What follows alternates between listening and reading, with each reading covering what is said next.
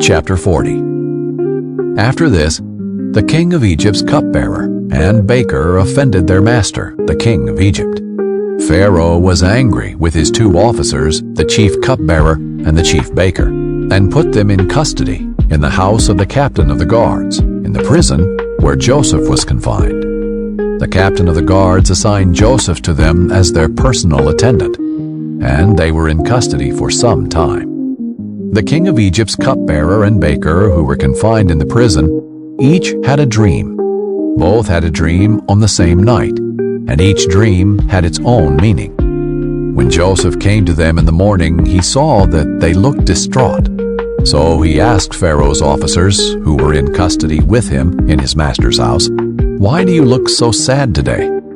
"We had dreams," they said to him, "but there is no one to interpret them." Then Joseph said to them, "Don't interpretations belong to God? Tell me your dreams." So the chief cupbearer told his dream to Joseph. "In my dream there was a vine in front of me. On the vine were 3 branches. As soon as it budded, its blossoms came out and its clusters ripened into grapes. Pharaoh's cup was in my hand, and I took the grapes, squeezed them into Pharaoh's cup, and placed the cup in Pharaoh's hand." "This is its interpretation," Joseph said to him. "The 3 branches are 3 days. In just 3 days, Pharaoh will lift up your head and restore you to your position. You will put Pharaoh's cup in his hand the way you used to when you were his cupbearer. But when all goes well for you, remember that I was with you. Please show kindness to me by mentioning me to Pharaoh, and get me out of this prison. For I was kidnapped from the land of the Hebrews, and even here I have done nothing that they should put me in the dungeon." When the chief baker saw that the interpretation was positive, he said to Joseph, "I also had a dream. 3 baskets of white bread were on my head. In the top basket were all sorts of baked goods for Pharaoh, but the birds were eating them out of the basket on my head." "This is its interpretation," Joseph replied. "The 3 baskets are 3 days. In just 3 days, Pharaoh will lift up your head from off you and hang you on a tree. Then the birds will eat the flesh from your body." On the 3rd day, which was Pharaoh's birthday, he gave a feast for all his servants. He elevated the chief cupbearer and the chief baker among his servants. Pharaoh restored the chief cupbearer to his position as cupbearer, and he placed the cup in Pharaoh's hand. But Pharaoh hanged the chief baker, just as Joseph had explained to them. Yet the chief cupbearer did not remember Joseph. He forgot him. Chapter 41. At the end of 2 years, Pharaoh had a dream. He was standing beside the Nile, when 7 healthy-looking, well-fed cows came up from the Nile and began to graze among the reeds. After them, 7 other cows, sickly and thin, came up from the Nile and stood beside those cows along the bank of the Nile. The sickly, thin cows ate the healthy, well-fed cows. Then Pharaoh woke up. He fell asleep and dreamed a second time. 7 heads of grain, plump and good, came up on one stalk. After them, 7 heads of grain, thin and scorched by the east wind, sprouted up. The thin heads of grain swallowed up the 7 plump, full ones. Then Pharaoh woke up, and it was only a dream. When morning came, he was troubled. So he summoned all the magicians of Egypt and all its wise men. Pharaoh told them his dreams, but no one could interpret them for him. Then the chief cupbearer said to Pharaoh, "Today I remember my faults. Pharaoh was angry with his servants, and he put me and the chief baker in the custody of the captain of the guards. He and I had dreams on the same night. Each dream had its own meaning. Now a young Hebrew, a slave of the captain of the guards, was with us there. We told him our dreams. He interpreted our dreams for us, and each had its own interpretation. It turned out just the way he interpreted them to us. I was restored to my position, and the other man was hanged." Then Pharaoh sent for Joseph, and they quickly brought him from the dungeon. He shaved, changed his clothes, and went to Pharaoh. Pharaoh said to Joseph, "I have had a dream, and no one can interpret it. But I have heard it said about you that you can hear a dream and interpret it." "I am not able to," Joseph answered Pharaoh. "It is God who will give Pharaoh a favorable answer." So Pharaoh said to Joseph, "In my dream I was standing on the bank of the Nile, when 7 well-fed, healthy-looking cows came up from the Nile and grazed among the reeds. After them, 7 other cows, weak, very sickly and thin, came up. I've never seen such sickly ones as these in all the land of Egypt. Then the thin, sickly cows ate the first 7 well-fed cows. When they had devoured them, you could not tell that they had devoured them. Their appearance was as bad as it had been before. Then I woke up. In my dream I also saw 7 heads of grain, full and good, coming up on one stalk. After them, 7 heads of grain, withered, thin, and scorched by the east wind, sprouted up. The thin heads of grain swallowed the 7 good ones. I told this to the magicians, but no one can tell me what it means." Then Joseph said to Pharaoh, "Pharaoh's dreams mean the same thing. God has revealed to Pharaoh what he is about to do. The 7 good cows are 7 years, and the 7 good heads are 7 years. The dreams mean the same thing. The 7 thin, sickly cows that came up after them are 7 years, and the 7 worthless heads of grain, scorched by the east wind, are 7 years of famine. It is just as I told Pharaoh. God has shown Pharaoh what he is about to do. 7 years of great abundance are coming throughout the land of Egypt. After them, 7 years of famine will take place, and all the abundance in the land of Egypt will be forgotten. The famine will devastate the land. The abundance in the land will not be remembered because of the famine that follows it, for the famine will be very severe. Since the dream was given twice to Pharaoh, it means that the matter has been determined by God, and he will carry it out soon. So now let Pharaoh look for a discerning and wise man, and set him over the land of Egypt. Let Pharaoh do this.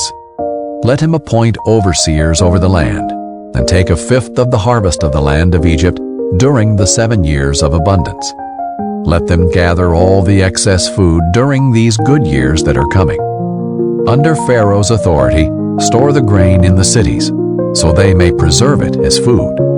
The food will be a reserve for the land during the 7 years of famine that will take place in the land of Egypt. Then the country will not be wiped out by the famine." The proposal pleased Pharaoh and all his servants, and he said to them, "Can we find anyone like this, a man who has God's Spirit in him?" So Pharaoh said to Joseph, "Since God has made all this known to you, there is no one as discerning and wise as you are. You will be over my house, and all my people will obey your commands. Only I, as king, will be greater than you." Pharaoh also said to Joseph, "See, I am placing you over all the land of Egypt." Pharaoh removed his signet ring from his hand and put it on Joseph's hand, clothed him with fine linen garments, and placed a gold chain around his neck. He had Joseph ride in his 2nd chariot, and servants called out before him, "Make way!" So he placed him over all the land of Egypt.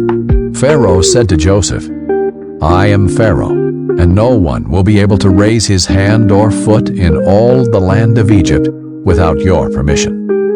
Pharaoh gave Joseph the name Zaphenath-Paneah, and gave him a wife, Asenath, daughter of Potiphera, priest at On. And Joseph went throughout the land of Egypt. Joseph was 30 years old when he entered the service of Pharaoh, king of Egypt. Joseph left Pharaoh's presence and traveled throughout the land of Egypt. During the 7 years of abundance, the land produced outstanding harvests. Joseph gathered all the excess food in the land of Egypt during the 7 years and put it in the cities. He put the food in every city from the fields around it. So Joseph stored up grain in such abundance, like the sand of the sea, that he stopped measuring it because it was beyond measure. 2 sons were born to Joseph before the years of famine arrived. Asenath, daughter of Potiphera, priest at On, bore them to him. Joseph named the firstborn Manasseh, and said, "God has made me forget all my hardship and my whole family." And the second son he named Ephraim, and said, "God has made me fruitful in the land of my affliction." Then the 7 years of abundance in the land of Egypt came to an end, and the 7 years of famine began, just as Joseph had said. There was famine in every land, but in the whole land of Egypt there was food. When the whole land of Egypt was stricken with famine, the people cried out to Pharaoh for food. Pharaoh told all Egypt, "Go to Joseph and do whatever he tells you." Now the famine had spread across the whole region, so Joseph opened all the storehouses and sold grain to the Egyptians, for the famine was severe in the land of Egypt. Every land came to Joseph in Egypt to buy grain, for the famine was severe in every land. Chapter 42. When Jacob learned that there was grain in Egypt, he said to his sons, "Why do you keep looking at each other? Listen," he went on, "I have heard there is grain in Egypt. Go down there and buy some for us, so that we will live and not die." So 10 of Joseph's brothers went down to buy grain from Egypt. But Jacob did not send Joseph's brother Benjamin with his brothers, for he thought something might happen to him. The sons of Israel were among those who came to buy grain, for the famine was in the land of Canaan. Joseph was in charge of the country. He sold grain to all its people. His brothers came and bowed down before him, with their faces to the ground. When Joseph saw his brothers, he recognized them, but he treated them like strangers and spoke harshly to them.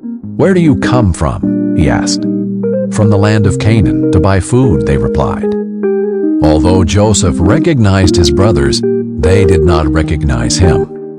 Joseph remembered his dreams about them and said to them, "You are spies. You have come to see the weakness of the land." "No, my lord.